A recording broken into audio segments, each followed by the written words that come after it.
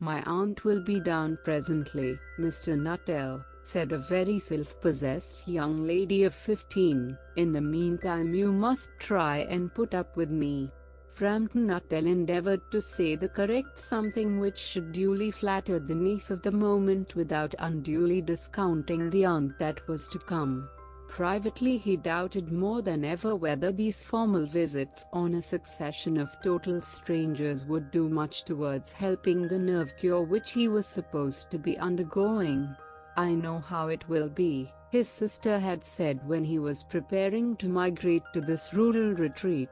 "You will bury yourself down there and not speak to a living soul, and your nerves will be worse than ever from moping. I shall just give you letters of introduction to all the people I know there. Some of them, as far as I can remember, were quite nice." Frampton wondered whether Mrs. Sappleton, the lady to whom he was presenting one of the letters of introduction, came into the nice division. "Do you know many of the people round here?" asked the niece, when she judged that they had had sufficient silent communion. "Hardly a soul," said Frampton. "My sister was staying here, at the rectory, you know, some 4 years ago, and she gave me letters of introduction to some of the people here." He made the last statement in a tone of distinct regret. "Then you know practically nothing about my aunt?" pursued the self-possessed young lady. "Only her name and address," admitted the caller. He was wondering whether Mrs. Sappleton was in the married or widowed state. An undefinable something about the room seemed to suggest masculine habitation. "Her great tragedy happened just 3 years ago," said the child. "That would be since your sister's time." "Her tragedy?" asked Frampton. Somehow in this restful country spot tragedies seemed out of place.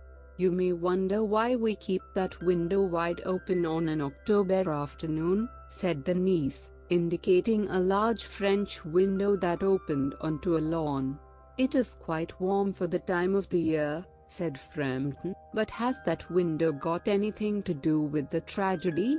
Out through that window, 3 years ago to a day, her husband and her 2 young brothers went off for their day's shooting. They never came back.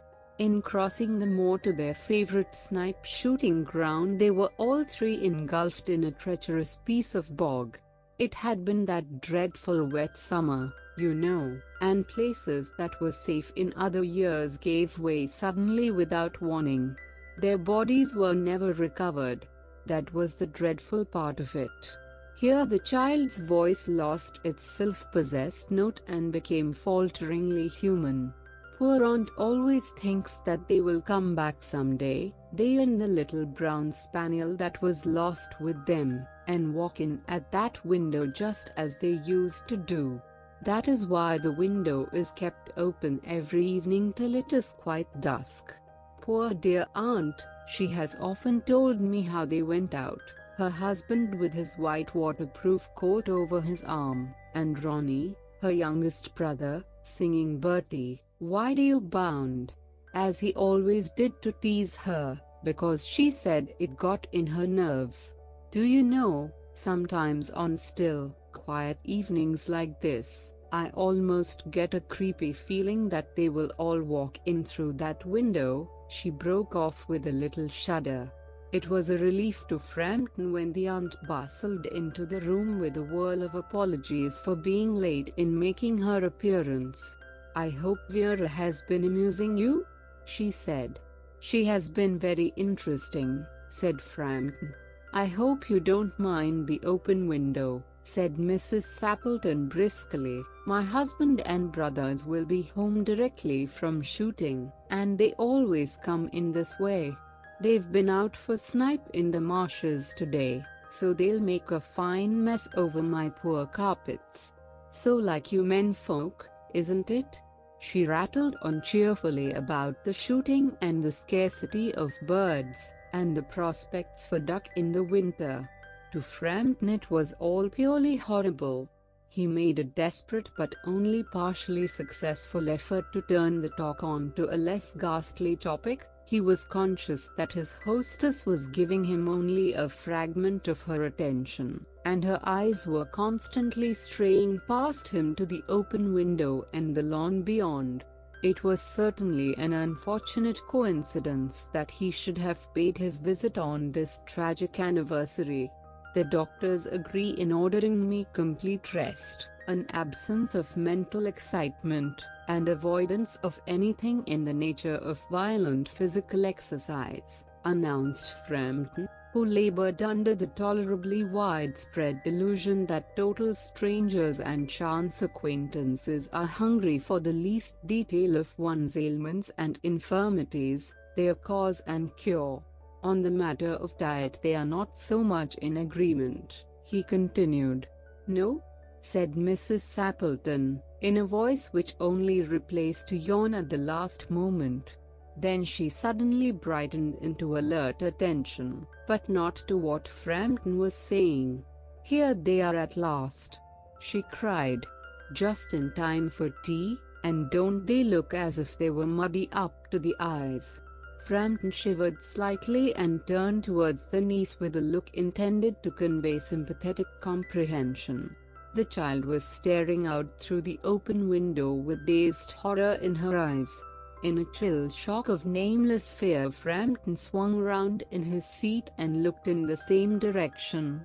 In the deepening twilight, 3 figures were walking across the lawn towards the window. They all carried guns under their arms, and one of them was additionally burdened with a white coat hung over his shoulders. A tired brown spaniel kept close at their heels. Noiselessly they neared the house, and then a hoarse young voice chanted out of the dusk, "I said, Bertie, why do you bound?" Frampton grabbed wildly at his stick and hat. The hall door, the gravel drive, and the front gate were dimly noted stages in his headlong retreat. A cyclist coming along the road had to run into the hedge to avoid an imminent collision. "Here we are, my dear," said the bearer of the white mackintosh, coming in through the window, fairly muddy, but most of it's dry. "Who was that who bolted out as we came up?" "A most extraordinary man, a Mr. Nuttall," said Mrs. Sappleton, "could only talk about his illnesses," and dashed off without a word of goodbye or apology when Noah arrived. "One would think he had seen a ghost." "I expect it was the spaniel," said the niece calmly. "He told me he had a horror of dogs. He was once hunted into a cemetery somewhere on the banks of the Ganges by a pack of pariah dogs, and had to spend the night in a newly dug grave with the creatures snarling and grinning and foaming just above him. Enough to make anyone lose their nerve. Romance at short